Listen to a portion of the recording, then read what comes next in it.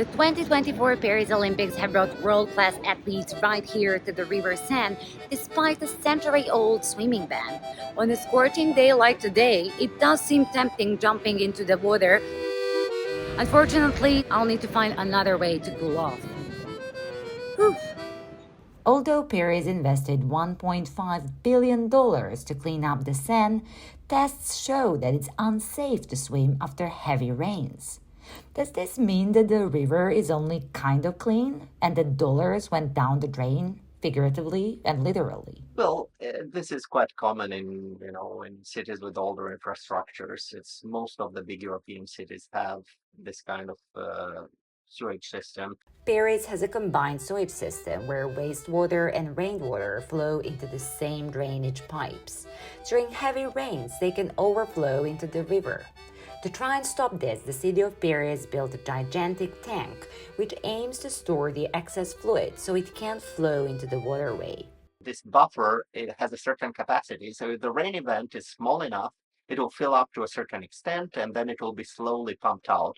But when you have a really big rain event, it can completely fill this buffer and then it still overflows. When the tank first started working, the levels of E. coli bacteria were 10 times the acceptable level imposed by sports federations. The nasty bacteria found in human and animal waste can be harmful in many ways.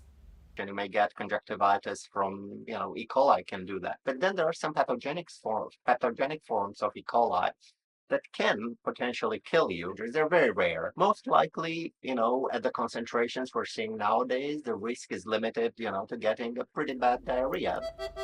Dan's team has been measuring water quality independently on the Seine for years, and he thinks that the investment did pay off. The athletes did jump in, but only after a couple of sunny days. Would it work if Paris would build an even bigger basin? Could this help other cities too? It's not just by making this one basin 10 times bigger that you could solve the problem. Reducing the amount of wastewater and sewage that goes in the river, that is the key. So, are you ready to jump back in after a century-long ban? If you want to go in the Seine, you can, but you are not sure of your life, for your life. I hope one day I can swim in it.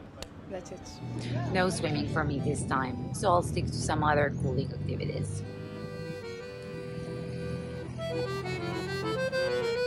Très bien.